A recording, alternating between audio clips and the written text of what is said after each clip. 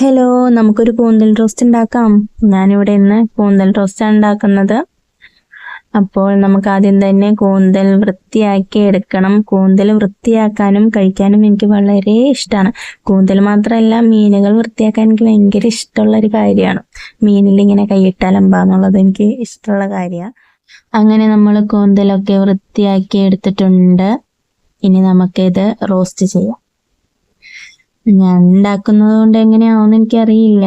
പലപ്പോഴും എന്നെ കൊണ്ട് അച്ഛൻ ഇവിടെ മീൻ കറി വെപ്പിക്കാറില്ല. കാരണം ഞാൻ മീൻ സാമ്പാറാണ് വെക്കുന്നതെന്നാണ് എൻ്റെ അച്ഛൻ്റെ അഭിപ്രായം. അപ്പോൾ നമുക്കിതൊന്ന് പരീക്ഷിച്ച് നോക്കാം. അപ്പോൾ കൂന്തലിൽ മഞ്ഞപ്പൊടിയും ഉപ്പും കുറച്ച് വെള്ളം ഒഴിച്ച് ഞാൻ വേവിക്കാൻ വെച്ചതിന് ശേഷം കുറച്ച് സവാള, വെളുത്തുള്ളി, ഇഞ്ചി, പച്ചമുളക്, കുറച്ച് തക്കാളിയൊക്കെ ഞാൻ അരിഞ്ഞു വെച്ചു. അങ്ങനെ സവാള വാട്ടാനായിട്ട് ഇട്ടു. സവാള വാടി വരുമ്പോൾ നമുക്ക് ഇഞ്ചിയും വെളുത്തുള്ളിയും പച്ചമുളകും അരിഞ്ഞതിടും. അങ്ങനെ ഇട്ടു, ഉപ്പിട്ടു.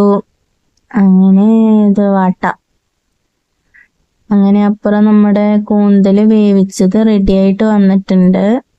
പക്ഷെ മഞ്ഞപ്പൊടി ഇട്ടത് കുറഞ്ഞു പോയെന്ന് തോന്നുന്നു. അതുകൊണ്ട് കൂന്തൽ വെളുത്തിരിക്കുക. എൻ്റെ അമ്മേനോട് ചോദിച്ചു, നീ മഞ്ഞപ്പൊടി ഇട്ടില്ലേ എന്ന് ചോദിച്ചു. പക്ഷെ ഞാൻ ഇട്ടിട്ടുണ്ടായിരുന്നു. വീഡിയോയിൽ ഉള്ളത് കൊണ്ട് ഞാൻ രക്ഷപ്പെട്ടു. അല്ലെങ്കിൽ എൻ്റെ അമ്മ വിചാരിക്കും ഞാൻ മഞ്ഞപ്പൊടി ഇട്ടില്ല, ഇട്ടത് കുറഞ്ഞു പോയെന്ന് തോന്നുന്നു. അങ്ങനെ സവാളയൊക്കെ വാടി വന്നപ്പോൾ ഞാൻ മുളക് പൊടിയും മഞ്ഞപ്പൊടിയും കുറച്ച് ഗരം മസാലയും ഇട്ടു. അമ്മ എന്നോട് പറഞ്ഞായിരുന്നു കാശ്മീരി മുളക് പൊടി ഇടാമെന്ന്. പക്ഷെ ഞാൻ അത് കേട്ടില്ല. അങ്ങനെ ഞാൻ ആ മുളക് പൊടി ഇട്ടു. അങ്ങനെ അത് കഴിഞ്ഞപ്പോൾ നമ്മൾ കൂന്തലിട്ടു. കൂന്തൽ ഇട്ടില്ലല്ലോ, ഇത്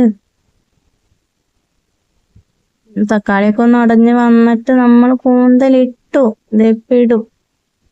അയ്യോ, അതിന് മുമ്പ് ഇത്തിരി വെള്ളം ഒഴിച്ചിട്ടാ. ഇത്തിരി വെള്ളം ഒഴിച്ച് അത് കഴിഞ്ഞ് അതൊന്നിങ്ങനെ വെള്ളത്തേക്ക് തക്കാളിയൊക്കെ ഇന്ന് ഉടഞ്ഞു കഴിഞ്ഞതിന് ശേഷമാണ് ഞാൻ കൂന്തലിട്ടത്. ഇട്ടില്ലേ? അയ്യോ, അതെപ്പോഴും ആയിട്ട്. അങ്ങനെ നമ്മൾ കൂന്തലിട്ടു. അങ്ങനെ വലിയ പ്രശ്നങ്ങളൊന്നും ഉണ്ടായില്ല. ആരും മൂട്ടി കൈ വെച്ച് ഓടിയൊന്നുമില്ല. എന്നാലും കുറച്ച് എരിവ് കൂടുതലായിരുന്നു. എല്ലാവരും വെള്ളം കുടിച്ച് അഡ്ജസ്റ്റ് ചെയ്തു. അല്ലാണ്ട് വേറെ വഴിയില്ലല്ലോ. അങ്ങനെ നമ്മുടെ രുചികരമായ കൂന്തൽ റോസ്റ്റ് ഇവിടെ റെഡി ആയിരിക്കുന്നു.